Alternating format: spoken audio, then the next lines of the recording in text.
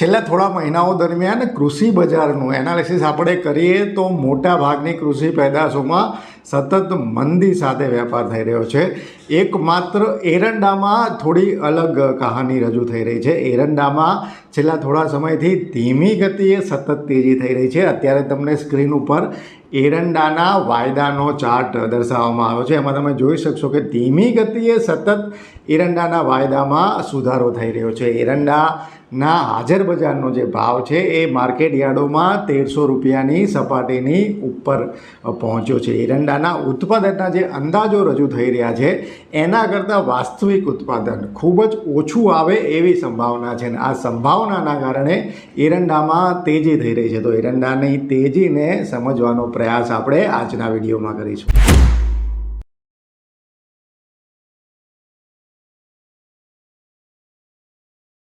આપણે એરંડાની તેજી વિશે વાત કરીએ એ પહેલાં આઈ ખેડૂત પોર્ટલ અંગેની એક મહત્ત્વની અપડેટ જાણી લઈએ.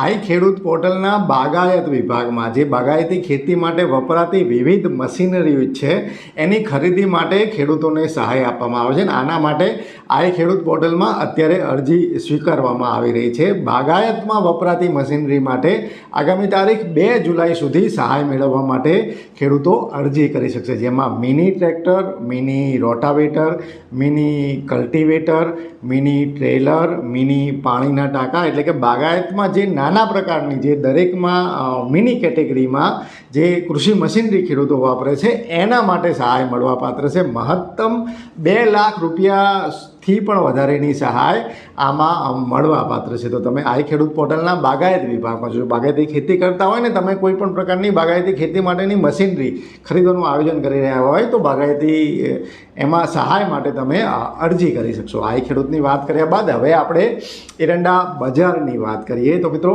એરંડાના ઉત્પાદનનો અંદાજ દર વર્ષે સોલ્વન્ટ એક્સટ્રેક્ટર એસોસિએશન એટલે કે સી નામની સંસ્થા દ્વારા રજૂ થાય છે. આ વર્ષે એટલે કે વર્ષ 2025ના ફેબ્રુઆરી મહિનામાં સી દ્વારા એરંડા ઉત્પાદનનો પ્રથમ અંદાજ રજૂ થયો અને જેમાં દેશમાં એરંડાનું ઉત્પાદન 18 લાખ ટનથી પણ વધારે થશે એવો અંદાજ રજૂ થયો. જો કે આ બાદ એરંડાની જે પીક સિઝન આવે એટલે કે આપણે ડિસેમ્બર મહિનાથી ગણી અને એપ્રિલ મે મહિના સુધી એરંડાની પીક સિઝન કહેવાય, એમાં જે આવકો થવી જોઈએ એ પ્રમાણે નિયમિત આવકો ન થઈ. આથી એપ્રિલ મહિનામાં સી દ્વારા બીજો અંદાજ રજૂ થયો અને એમાં માત્ર 15 લાખ ટન આસપાસ ઉત્પાદનની વાત રજૂ થઈ. તો 18 લાખ ટનથી ઘટાડી અને ઉત્પાદનનો અંદાજ જે છે એ 15 લાખ ટન આસપાસ કરવામાં આવ્યો. કારણ કે એરંડામાં વાવેતર ઘટી રહ્યું છે ને એના કરતાં ઉતારા પણ ઘટી રહ્યા છે. આના કારણે એરંડાનું ઉત્પાદન જે ધારણા હોય છે એના કરતાં ઓછું આવી રહ્યું છે. આના કારણે જ એરંડામાં આપણને તેજી સાથે વેપાર છેલ્લા થોડા સમયથી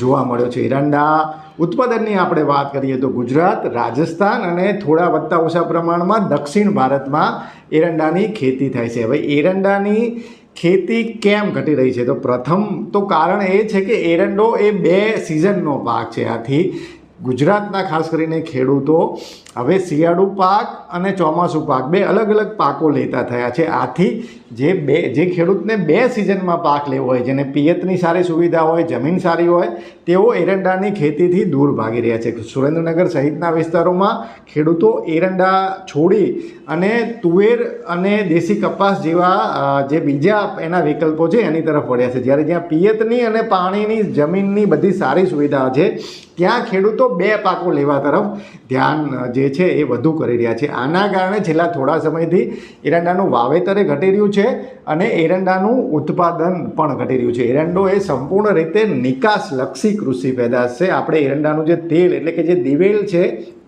એની વિશ્વભરમાં નિકાસ કરીએ છીએ. જોકે વિવિધ પરિબળોના કારણે આ મોનોપોલી ધરાવતો નિકાસલક્ષી પાક હોવા છતાં 2 સિઝન સુધી ઊભો રહેતો પાક હોવા છતાં ખેડૂતોને જેટલા એના ભાવ મળવા જોઈએ એટલા ભાવ મળી નથી રહ્યા. એરંડો એક રીતે સ્ટોકિસ્ટની પણ એક રીતે ફેવરેટ કૃષિ પેદાશ છે. કારણ કે એરંડાને સંગ્રહ કરવો એક રીતે ખૂબ સરળ છે અને વર્ષો સુધી એનો સંગ્રહ કરવામાં આવે તો એને વજન અને ગુણવત્તામાં કોઈ ખાસ ફેરફાર થતો નથી. આથી ઘણા મોટા પ્રમાણમાં સ્ટોકિસ્ટ એરંડામાં ઇન્વેસ્ટ કરતા હોય છે અને આ જ કારણે એરંડાનો કેરી ઓવર સ્ટોક કેટલો છે એનો સાચો અંદાજ નીકળી શકતો નથી ને ઘણી વખત જે કેરી ઓવર સ્ટોકનો અંદાજ ધાર્યો હોય છે એના કરતાં વધુ આવક થઈ જાય છે ને આથી એરંડાના ઉત્પાદનના અંદાજો અથવા તો એના સ્ટોકના અંદાજો છે એક રીતે ખોટા સાબિત થતા હોય છે. પણ હાલની સ્થિતિએ સારી વાત એ છે કે એરંડાનું જે વાવેતર છે એ હવે પછી શરૂ થશે. એરંડો મોડો વવાય છે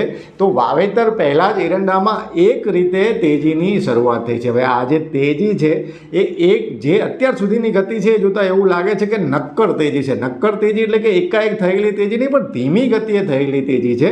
તો એના કારણે એરંડાની જે તેજી છે એ નક્કર, ધીમી અને મક્કમ રહે એવી આપણે આશા રાખીએ. કારણ કે એરંડાના ખેડૂતોને છેલ્લા ઘણા સમયથી વર્ષ 2021-22માં એરંડાનો ભાવ 1500 રૂપિયાએ પહોંચી ગયો હતો.